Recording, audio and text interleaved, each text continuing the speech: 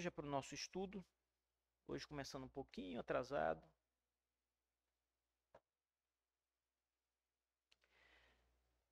Irmãos, nós vamos hoje para os artigos 31 e 32.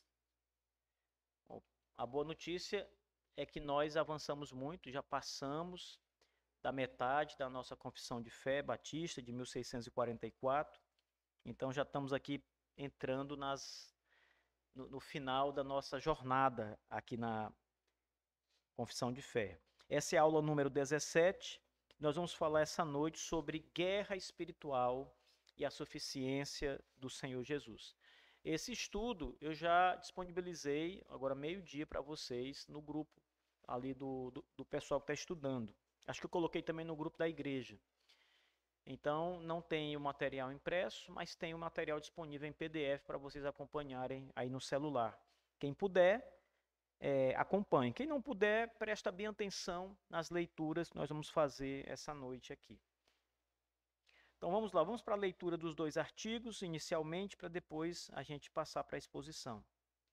Artigo 31 diz assim, prestem bem atenção, irmãos. Todos os crentes durante esta vida estão continuamente em guerra, combate e oposição contra o pecado, o eu, o mundo e o diabo, e são suscetíveis a toda espécie de aflições, tribulações, perseguições, e assim devem permanecer até que Cristo venha em seu reino, tendo sido predestinados e designados para este reino. E tudo o que os santos, qualquer um deles, possuem ou desfrutam de Deus nesta vida, é somente por meio da fé. Artigo 32. A única força pela qual os santos estão habilitados para confronto com toda a oposição e para superar todas as aflições, tentações, perseguições e provações é apenas por Jesus Cristo, que é o capitão da sua salvação, havendo sido consagrado pelas aflições, o qual tem empenhado a sua força para ajudá-los em todas as suas aflições, e para preservá-los em todas as suas tentações, e para guardá-los pelo seu poder para o seu reino eterno. E aqui termina o artigo 32. O que eu acho interessante, irmãos, antes de a gente passar aqui para a explicação desses textos, é que quando você compara a linguagem que a Confissão de 1644 usa e em relação à Confissão de 1689, que nós estamos mais acostumados, nós já vamos encontrar aqui uma diferença de narrativa. Ou seja, o texto da confissão, a maneira como ela narra as doutrinas, como ela apresenta as doutrinas, é uma maneira mais, eu diria, para mim ela é literalmente mais bonita, mais fluida, é como se fosse uma história assim sendo contada, sabe? Enquanto que na Confissão de 1689, nós temos ali uma maneira clássica de expor a doutrina.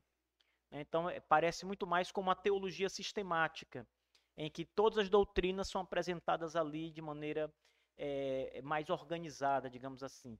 Aqui na Confissão de 1644, o texto ele aparece mais como um romance, como uma história que vem sendo contada, e ali as doutrinas vão sendo inseridas e apresentadas diante de nós. Eu gosto muito dessa apresentação da confissão.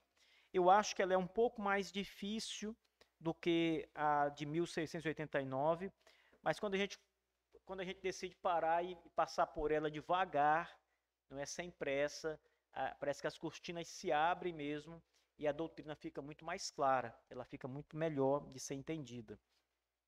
Eu separei aqui alguns pontos baseados aqui nesses dois artigos, irmãos, especialmente no primeiro artigo, para tratar com vocês. Primeiro, é sobre guerra espiritual, batalha espiritual. Essa expressão a gente vai encontrar em Efésios, né? O apóstolo Paulo vai falar sobre o cristão e a guerra que ele combate o tempo todo contra Satanás, né? Ele vai falar inclusive da armadura de Deus que nós temos que vestir. Em outro lugar, o mesmo Paulo vai falar que existe uma guerra contra o espírito guerreia contra a carne, contra a natureza pecaminosa. Então Paulo, ele escreveu muito sobre essa batalha espiritual que todos nós passamos. E a confissão de fé apresenta detalhes sobre isso que são importantes. Então, o primeiro ponto que se destaca aqui no texto da confissão é a afirmação de que, abre aspas, todos os crentes durante esta vida estão continuamente em guerra, ou seja, não para. É uma guerra contínua, não tem espaço para descansar. Você sempre está em guerra. Você nunca tira a armadura ou a farda militar. Você sempre está em combate. Todos os crentes durante esta vida estão continuamente em guerra, combate e oposição contra o pecado. Contra quem é a guerra que nós travamos? Contra o pecado, contra o eu, a nossa própria carne, a natureza pecaminosa, contra o mundo caído e contra o próprio Satanás. Então, a confissão relaciona aqui 4 oposições que nós enfrentamos nesse combate: o pecado, o eu, o mundo e o diabo. Essa é a nossa batalha constante. Então, quando um dos nossos adversários, digamos, Satanás, ele dá descanso, nós ainda precisamos nos lembrar que estamos no mundo caído, os nossos olhos são atraídos pelas coisas do mundo que são contrárias a Deus, e ainda há a nossa própria carne, irmãos, isto é, a nossa natureza pecaminosa, que também faz guerra contra o nosso espírito. Contra a expressão espírito aqui significa o mover de Deus em nós. Então há uma batalha de fato contínua aqui contra esses adversários.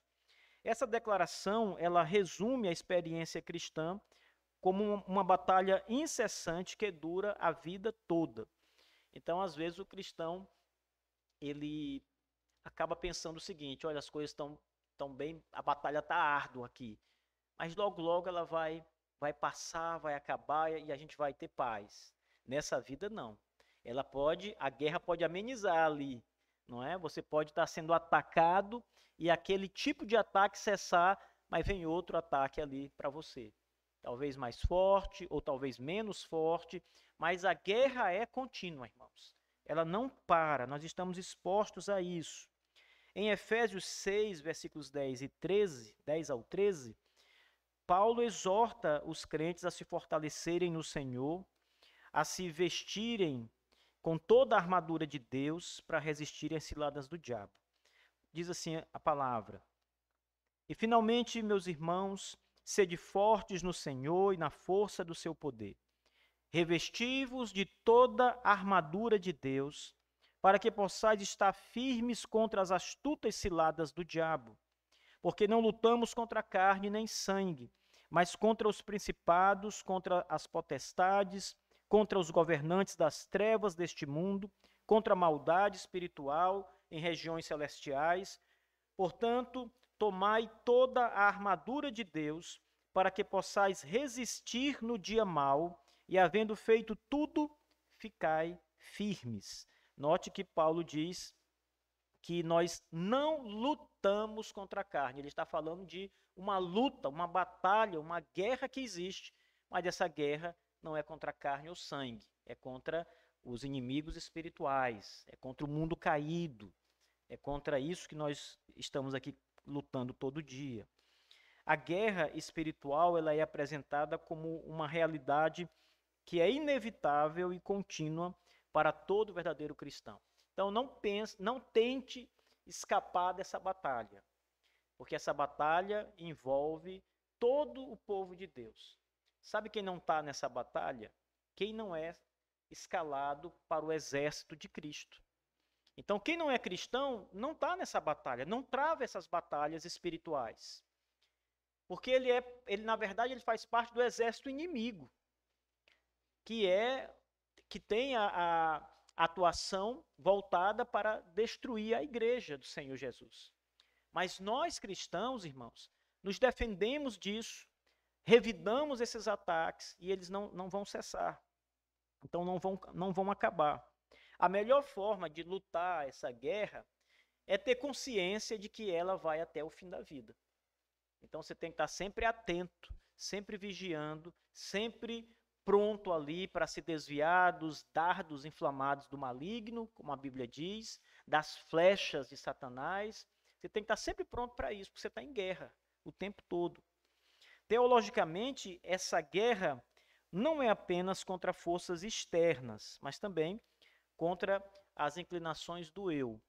Como eu disse agora há pouco, quando Satanás não luta contra você ali, a sua própria carne é sua inimiga. Na verdade, ela sempre é seu inimigo, né? Então você sempre está lutando contra o seu eu, contra a sua natureza pecaminosa. Os batistas reformados, eles compreendem que os cristãos lutam diariamente contra o pecado que ainda reside na natureza humana, contra as tentações e as influências do mundo ao seu redor e contra as forças espirituais do mal. Então, se a gente relacionar esses inimigos que nós combatemos, irmãos, eles são inimigos fortes e são inimigos numerosos. E você precisa entender que, além deles, você luta. Um deles, aliás, é você mesmo, a sua carne. Uma vez eu vi uma pessoa com brincadeira, né? Acho que era um meme na internet, que a pessoa cometeu lá um pecado, né? E aí foi chamada a atenção dela e ela foi dizer: olha, mas eu não tenho muita culpa, foi o diabo que me tentou. Aí o diabo aparece e diz: não, eu estava fora disso aí, isso é você mesmo, sua natureza. Então, é verdade que nós lutamos contra a nossa própria natureza, contra a nossa carne, a nossa inclinação para o mal. Essa batalha, ela é contínua, como eu disse, e ela é uma marca distintiva da vida cristã, mostrando que a salvação envolve não apenas a justificação, mas também a santificação. Porque é por meio dessas batalhas, irmãos, que nós também caminhamos para a nossa santificação final. A Bíblia, ela diz que essas aflições que vêm sobre nós, o apóstolo Pedro fala sobre isso, elas servem também para nos purificar, para nos fortalecer. Ele está falando ali, Pedro está falando ali de santificação. Então, quando você luta contra o pecado, quando você resiste às tentações por causa da palavra de Deus, você está crescendo em santidade. Todas as vezes, irmãos, que você resiste ao mal, ao pecado, você cresce em santidade. Então, deixa eu dar um exemplo para vocês. Digamos que você está diante de uma situação que você pode cometer um pecado claro ali. E você é tentado a isso, a cometer o pecado. Mas você resiste, diz: não, isso não é correto. Isso não vem de Deus. Um cristão não deve fazer isso. Eu vou honrar o meu Senhor. E você não peca. Veja, isto é crescer em santidade, ser fiel à palavra, obedecer a Deus e seus mandamentos. Isso é crescer em santidade. Lembram que eu falei para vocês que santidade não é você passar o dia orando, você passar o dia todo lendo a Bíblia? Isso não é santidade. Claro que os santos vão ler a Escritura e vão orar, mas santidade é vida prática diante de Deus, é obediência aos mandamentos do Senhor. Então, quando você luta contra o pecado e resiste ao pecado, você cresce em santidade. E quando essa batalha que nos envolve, ela está ali ferrenha e você consegue vencer esses inimigos, você está crescendo em santidade. Ou seja, a guerra que você está inserido ajuda você a crescer em santidade diante de Deus. Então, veja, até nessas situações, irmãos, nós precisamos ver como Deus nos conduz pelo Espírito Santo para crescer dia a dia. Porque às vezes, mais uma vez, nós podemos pensar o seguinte: não, Deus vai me ajudar a crescer em santidade, num ambiente de paz, aonde eu vou ter apenas que ser fiel a Ele. Eu vou ler a Bíblia, eu vou obedecer os mandamentos, etc. Sem nada me incomodar. Mas essa não é a realidade. A realidade é que você está num cenário de guerra espiritual. Muita coisa vai te incomodar, você sabe disso. Você vai ser tentado o tempo todo. E é aí que você precisa obedecer a Deus e crescer em santidade. Então a guerra ajuda o cristão a crescer nessa santidade. E essa força que nós temos para a batalha, ela ela vem do próprio Espírito Santo de Deus que atua em nós, irmãos. Em segundo lugar, a confissão também vai falar sobre a nossa vulnerabilidade. Porque embora cristãos, embora salvos, filhos de Deus, mas nós somos criaturas muito frágeis, irmãos. E é preciso reconhecer isso. Alguém aqui tem dúvida da sua fragilidade? Alguém aqui acha que é forte, imbatível, falando aqui em relação à guerra contra o pecado? Você peca toda hora, então você sabe que você é frágil. Você cai em tentações. Você sabe que você erra, que você é frágil. Então, a confissão fala desse ponto. Ela vai falar das aflições e das perseguições que nós suportamos nessa guerra.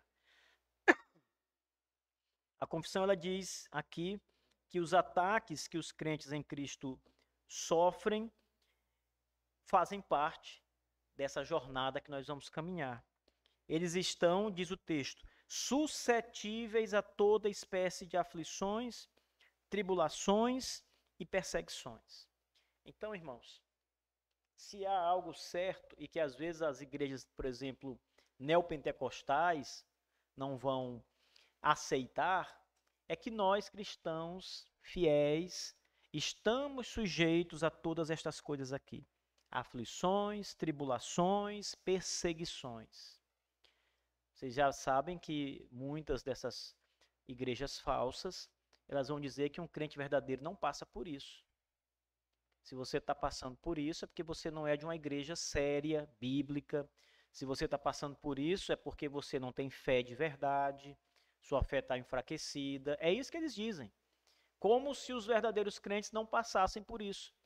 Nós, batistas, e acompanhando, claro, todos os cristãos autênticos, entendemos que faz parte da nossa caminhada, por causa da guerra que nós estamos, da batalha, passar por essas aflições e perseguições.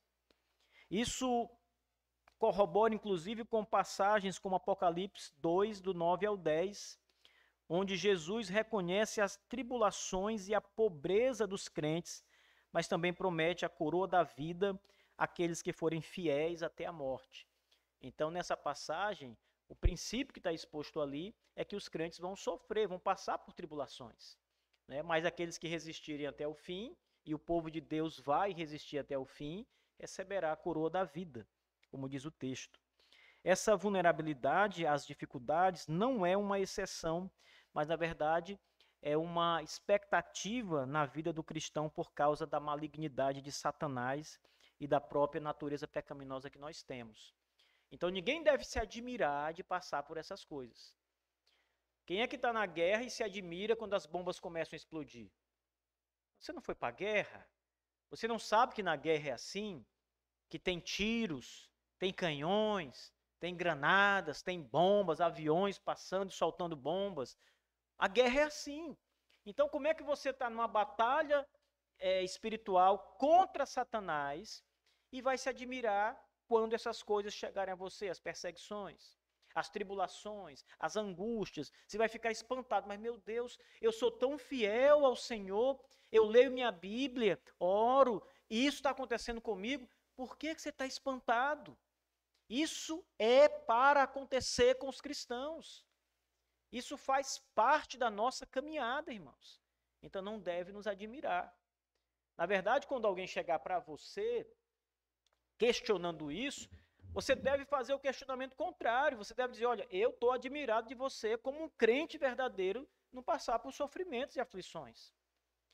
Porque da boca do próprio Senhor Jesus foi dito: no mundo tereis aflições. Tem de bom ânimo, ele diz, inclusive. Vocês vão passar por tribulações, mas ânimo, mesmo na tribulação. Então, questione, irmãos, quem não vive uma vida cristã com dificuldades espirituais. A pessoa pode estar ali com o bolso cheio de dinheiro, pode estar com muita saúde ali, mas ele vai enfrentar batalhas de alguma natureza. Se ele não enfrenta nada disso, irmãos, alguma coisa está errada em relação ao seu cristianismo. Alguma coisa está errada. Tem uma passagem que eu ouvi uma vez do pastor Paul Washer, E ele diz que a igreja sempre cresceu quando começou a ser perseguida. Em todas as épocas da história cristã, a igreja cresce no momento de perseguição. A gente teve agora, há pouco tempo atrás, o Covid, não foi?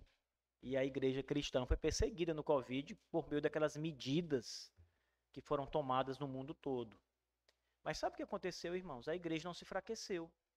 Pelo contrário, a igreja foi fortalecida.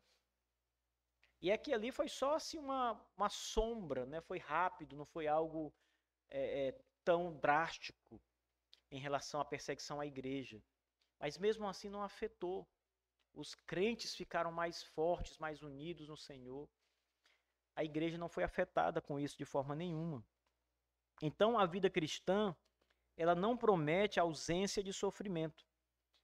Ela, na verdade, nos ensina a passar pelo sofrimento, nos adverte acerca do sofrimento, né? E nos diz ainda que nós seremos sustentados pela mão de Deus em meio às provações que virão. Esse sustentar, irmãos, não deve ser entendido como se Deus fosse nos livrar, por exemplo, de toda ameaça. Então tem crente que morre, não é? A perseguição é grande sobre ele, ele acaba morrendo. Mas quer dizer que mesmo em meio a esse sofrimento todo, o Senhor estará sempre com ele, sustendo ele em Cristo Jesus, o tempo todo. E uma pessoa dessa, quando morre no meio da tribulação, por assim dizer, é como o ladrão da cruz, ele vai direto para os braços do Senhor. Estará direto com o Senhor. Essa sucessão de aflições e ataques de Satanás pode ser entendido como uma parte do processo da santificação, porque Deus, pelas lutas do cristão, ele vai moldando cada um conforme a imagem de Cristo. Então, uma maneira de passar bem pelas tribulações, irmãos, é você imaginar que com elas você está sendo moldado para ficar mais parecido com o seu Salvador, com a bendita pessoa do nosso Senhor Jesus Cristo. E isso dá trabalho. É como você vai para a academia, né, para melhorar o seu corpo, emagrecer, etc. E você tem que suar, né? Você tem que não faltar, melhorar sua alimentação, né? Ser insistente ali, todas as coisas que vão aparecendo ali, você tem que superar, os resultados vão aparecer. Você, dia a dia, vai ganhando resultados. A santificação também é assim. Quando você está nessa batalha, você vai sendo aprimorado pelo Espírito de Deus para se parecer com o seu próprio Salvador a cada dia. As aflições e as perseguições testam e refinam a fé dos crentes, purificando-os, fortalecendo sua confiança em Deus. E são graças maravilhosas, irmãos. Porque, veja, eu não sei a experiência pessoal de cada um, mas a minha experiência pessoal, irmãos, é que sempre que você vence uma tentação, que você é fiel a Deus ali, obedecer ao Senhor e não se entregar ali a um pecado, você cresce em santidade, como eu disse, e você se aproxima mais. Aquilo traz uma gratificação para você. Não por um mérito seu, mas você louva a Deus por ter conseguido passar por aquele pecado, por aquela tentação, seja o que for. Você é grato a Deus por conseguir ultrapassar, dar um passo a mais na sua jornada. Então eu creio que com vocês seja assim também. Todos os cristãos certamente ficam felizes, alegres quando conseguem vencer esses desafios que estão diante de nós.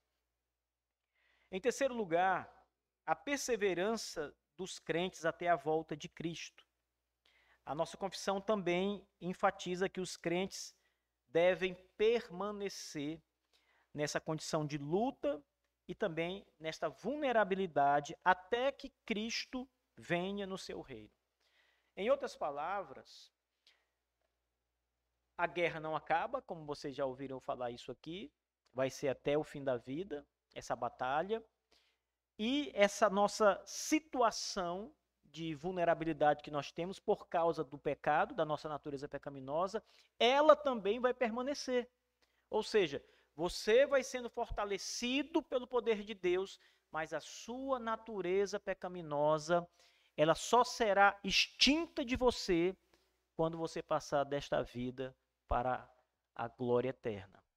Então, até lá, você vai ter vulnerabilidades do pecado, da sua natureza, e você vai estar no meio do campo minado da batalha, o tempo todo, até que Cristo volte. O que é que vocês, irmãos, como é que vocês recebem essa palavra? Qual é a aplicação para vocês, assim, na vida de vocês? Eu acho que essa palavra deve encorajar vocês. É uma palavra que deve esclarecer a vocês o caminho que vocês vão trilhar até o fim. Para que ninguém se engane. Sabe quando as pessoas estão ali evangelizando alguém, essas igrejas também que não têm muita doutrina, e elas vão lá, olha, vem para Cristo, você vai ver, quando você aceitar a Jesus, sua vida vai mudar, os seus problemas vão acabar. Não é essa a promessa deles? Tudo vai dar certo, você vai começar a ganhar dinheiro, seu casamento está acabado, agora vai dar certo, sabe? Não é assim, irmãos. Não é assim. Você tem que estar pronto, porque até o fim da sua vida vai ser uma batalha que você vai enfrentar. A salvação foi, na verdade, concedida a você gratuitamente por Cristo. Ninguém toma a sua salvação. Mas nessa vida você vai passar por essas batalhas e aflições o tempo todo, porque você é vulnerável por causa do pecado que habita em você ainda. Até o fim da vida é assim. Então você tem que olhar, se você é jovem aí, como adulto, ou as crianças da igreja, pensar o seguinte: olha, eu tenho uma vida longa, se Deus quiser, pela frente. Saiba, é dureza até lá, para ser cristão, até o fim. É uma batalha até o fim. Vai chegar um dia em que a Duda vai dizer, agora pronto, a batalha acabou, só na glória, não é? Mas nessa vida não. Até o final é uma vida de batalhas e de fragilidades. Porque se a nossa natureza não fosse caída, você poderia resistir aos pecados. Se você fosse como Adão, antes da queda, você poderia não pecar. O pecado vinha, você resistia. O pecado vinha, você dizia não. Mas você não é como Adão. Você é como Adão pós-queda, inclinado ao pecado. Então, minha filha, não adianta. A vulnerabilidade da nossa carne, da nossa natureza, nos inclina a pecar até o final. Então, é melhor estar pronto para isso, para seguir até o fim, sabendo como é a jornada que você vai caminhar, do que se iludir achando que vai ser diferente. Às vezes a gente está em casa, né? E todo mundo tem seus afazeres. Eu tenho os meus, minha esposa tem os dela, a Letícia tem os dela. E aí, às vezes, ela chega cansada e diz, não aguento mais isso. Aí eu digo, olha, se acostume, minha filha. Não tem jeito. Não é melhor? É a mesma coisa aqui, gente. Não adianta, olha, ninguém vai aparecer para resolver os problemas da nossa casa. Somos nós. Então, temos que nos acostumar. É melhor do que você passar a vida toda sofrendo, resmungando, achando ruim. Às vezes eu tenho coisa para fazer que eu fico, meu Deus. Mas ao mesmo tempo eu penso isso, bom, é o meu caminho, eu tenho que seguir. Não tem outro caminho, né? Tem que ser por aqui mesmo. E é melhor eu fazer com alegria do que eu fazer gemendo, achando ruim, maldizendo, né? É muito melhor fazer com alegria, sabe? Ó, o meu caminho é esse, eu vou trilhar esse caminho confiado em Cristo. Ele vai me dar força, vai me ajudar. É o melhor que nós podemos fazer, irmãos. Então, essa afirmação, ela se apoia, a afirmação de que Cristo vai vir no seu reino, ela se apoia na escatologia bíblica, que aponta para a segunda vinda do Senhor como o momento em que o reino de Deus será plenamente estabelecido. Até lá, até o estabelecimento total do reino de Deus, os crentes são chamados a perseverar, mesmo em meio às tribulações, sempre com uma viva esperança nas promessas do Senhor. Então, enquanto você não enxergar ali a porta do reino dos céus, com Deus ali dizendo: entre, meu filho. Enquanto você não enxergar isso, enquanto não vislumbrar ali o reino de Cristo, ele só vai vislumbrar com a volta de Cristo, você tem que perseverar na sua vida aqui na terra, nessa batalha que você está envolvido. Essa teologia da perseverança dos santos, ela é fundamental para encorajar os cristãos a continuar servindo o Senhor com alegria, visto que, sobretudo, ela é uma graça de Cristo ao seu povo. Às vezes, irmãos, nós devemos nos fazer alguns questionamentos. Por exemplo, nós devemos perguntar o seguinte: por que eu ainda sou cristão? Eu não estou querendo que você pergunte o seguinte: por que eu venho para a igreja? A pergunta não é essa. A pergunta é: por que eu ainda creio em Cristo? Por que eu ainda tenho fé em Cristo nesse mundo de tanta coisa ruim? Por que essa fé não acaba? Às vezes as pessoas têm uma perspectiva sobre alguma coisa, elas têm uma esperança. Mas quando tudo é errado, aí aquela esperança foi embora, acabou. Perderam a esperança, não tem mais o que fazer. Na perspectiva humana, qualquer coisa, um trabalho, alguma coisa. Mas em relação ao Evangelho e a Jesus Cristo, a nossa fé não acaba, irmãos. A gente vai passando por tribulação, a gente passa coisas ruins por causa do Evangelho. A gente tem lutas violentas contra o pecado e a fé em Cristo está lá. Você continua dizendo: eu creio no Senhor Jesus. Então, por que essa fé, essa perseverança nossa não acaba?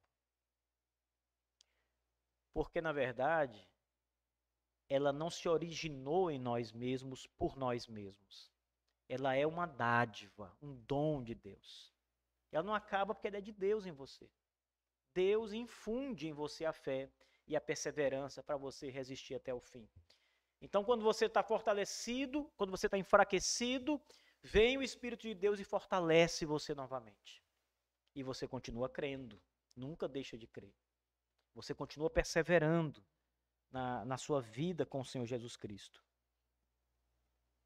Essa doutrina, ela ensina que aqueles que verdadeiramente pertencem a Cristo continuarão firmes na fé, mesmo em meio à adversidade, até o final de suas vidas ou até a vinda de Cristo. Então, isso é um consolo para nós, irmãos, saber com toda certeza e garantia que nós vamos continuar com o Senhor, crendo no Senhor, até que Ele volte, ou até que nós morramos aqui nessa vida. A fé não vai acabar. Não é bom saber disso? Não traz uma alegria interior saber que a fé que você tem é um dom de Deus e ela nunca será tirada de você? Não importa o ataque que você sofra de Satanás, não importa o pecado que esteja ali te incomodando, a fé que você tem, ela vai permanecer em você até o final, até o último dia. A perseverança, ela não é uma obra humana, ela é uma obra da graça divina que sustenta os crentes. A perseverança é fortalecida pela esperança da volta de Cristo, quando todas as coisas serão restauradas e a luta dos cristãos finalmente cessará de maneira vitoriosa. Outra coisa que eu acho importante aqui, irmãos, pensando nessas palavras que eu acabei de dizer, é que quando nós estamos mais fracos, passamos por um momento assim de tribulação, onde nós estamos com a nossa fé ali mais enfraquecida, a única coisa capaz de animar a nossa fé de maneira vigorosa é lembrar das promessas do Senhor.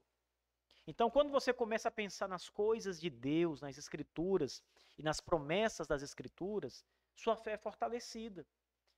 Por exemplo, você está passando pelas suas tribulações e provações, pelas suas perseguições. E aí então você está enfraquecido por causa das pancadas que você sofre. Aí você lembra das promessas e uma delas é a volta do Senhor. O seu Senhor Jesus prometeu que vai voltar e vai resgatar você.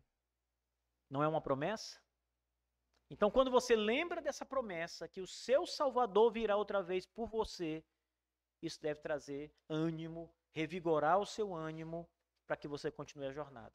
E tem muitas outras promessas maravilhosas na Bíblia, além dessa. Essa é uma promessa do ápice da nossa fé.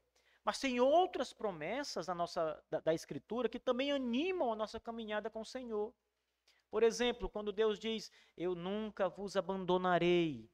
Você está no meio de uma batalha e você acha que está sozinho às vezes. Você esquece que Deus nunca vai te abandonar. E você diz, eu estou sozinho nessa luta.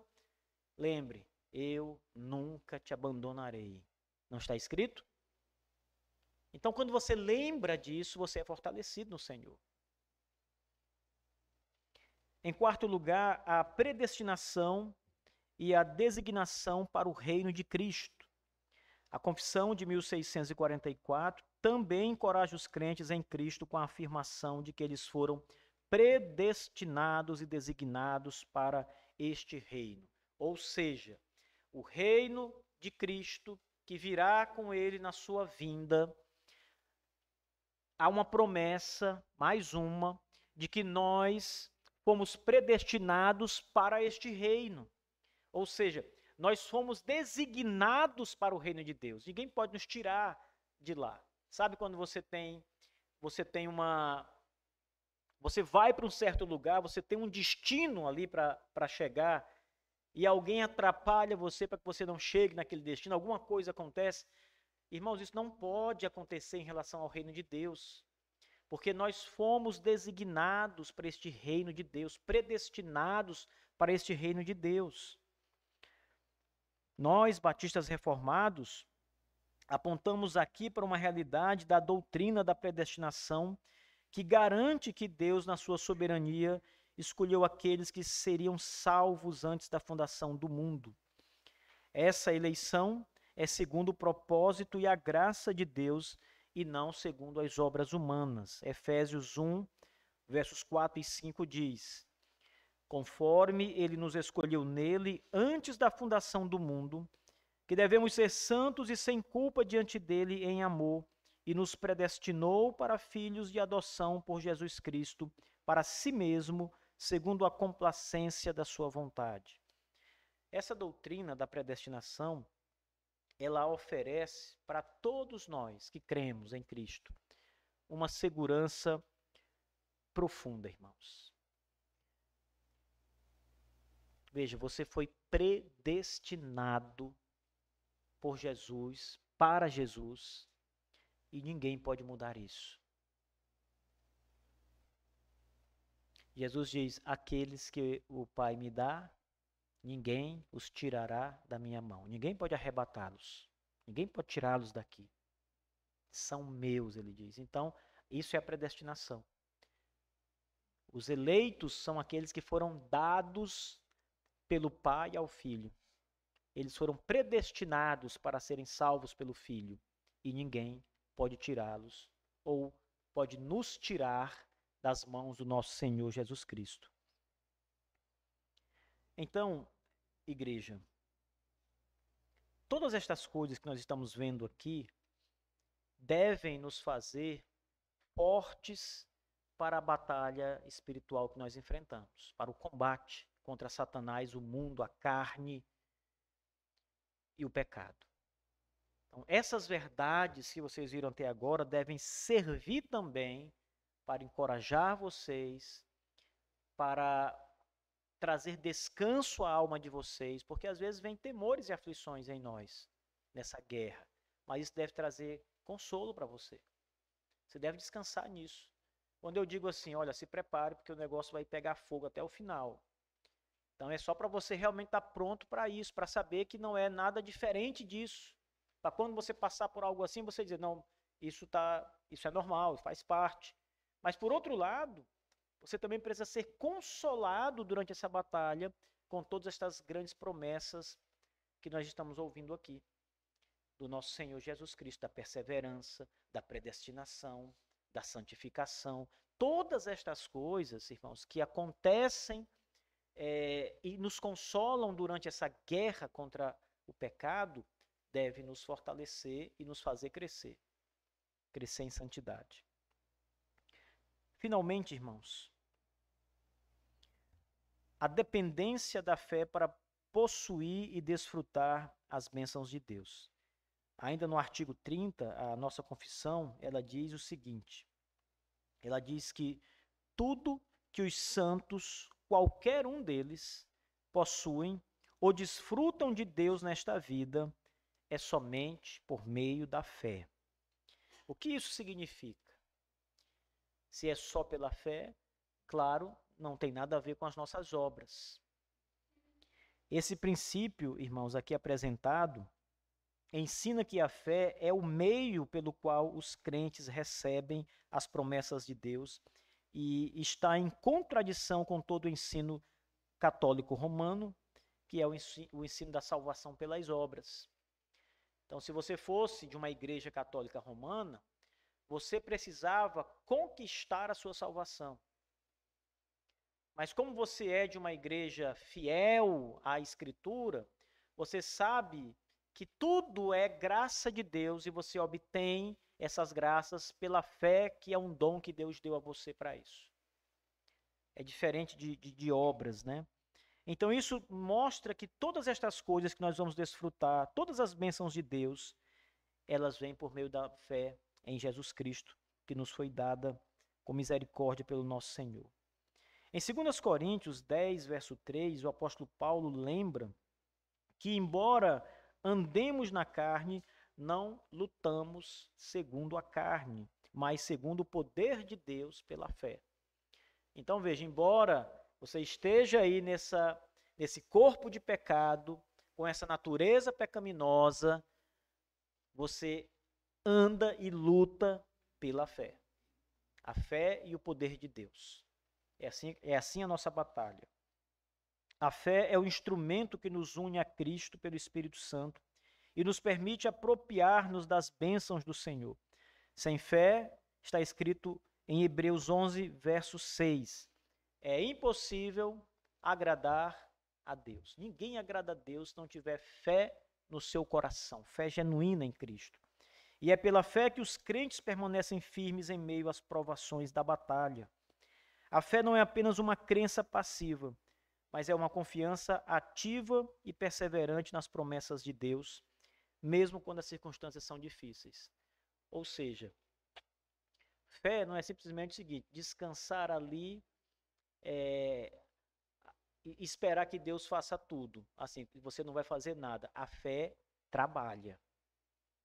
Por isso que, quando se fala de fé e obras, a verdadeira fé, ela vai resultar em obras do Evangelho, nas obras que Cristo nos ordena fazer. Por exemplo, nessa batalha espiritual, você vai lutar contra a sua natureza pecaminosa, contra os seus pecados, contra o mundo, não é? Você não vai ficar passivo, só esperando, não, deixa como Deus quer, eu vou ficar aqui, vai ser do jeito que Deus quiser. Não, você vai lutar, Deus manda você lutar, Deus manda você resistir. Então a fé, ela é ativa, ela não é passiva que vai gerar comodidade. Lembra daquela história do cidadão que estava se afogando e foram tentar salvar ele e ele disse, não, vou esperar em Deus. Aqui, ó, veja só, a fé ativa dos crentes foi lá buscar. Mas ele disse, não, Deus vai agir, eu vou ficar paradinho aqui, passivo. Deus vai agir. Aí tentaram várias vezes, nada até que a enchente veio e levou. E acabou, e morreu. A fé, irmãos, ela é ativa, ela trabalha, ela opera. Deus ordena isso. Então, meus irmãos, é isso. Eu não vou para o ponto 6 hoje, vou deixar para depois. Teria mais um ponto, mas eu vou deixar para depois. Eu espero que o nosso Deus nos abençoe muito em relação ao que nós estudamos hoje. Alguém tem alguma pergunta a fazer sobre o que vimos aqui? Vou começar com o Douglas ali, que é o que gosta de fazer pergunta, né, Mário? Olha aí. Pergunte. Tem pergunta? Tem pergunta? Eu não quero forçar uma pergunta não, né?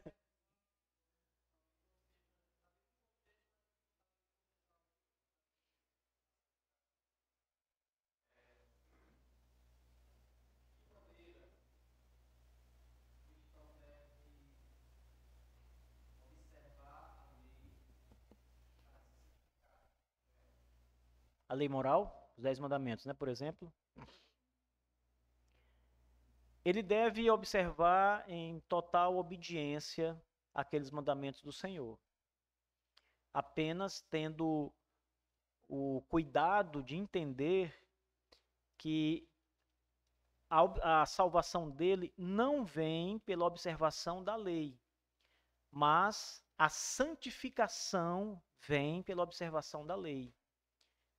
Lembram que eu falei durante a aula que quando nós estamos nessa batalha e nós resistimos ao pecado, nós crescemos em santidade? Lembra que eu disse a vocês que santificação não é passar o dia inteiro orando ou lendo a Bíblia. Apesar dessas coisas fazerem parte de uma vida santa, santificação é obedecer a Deus. Então, guardar a lei moral, neste sentido, ela não foi abrogada, guardar a lei moral significa viver em santidade diante de Deus. A lei moral é o padrão que Deus exige do seu povo de santidade, de vida. É o modelo de vida.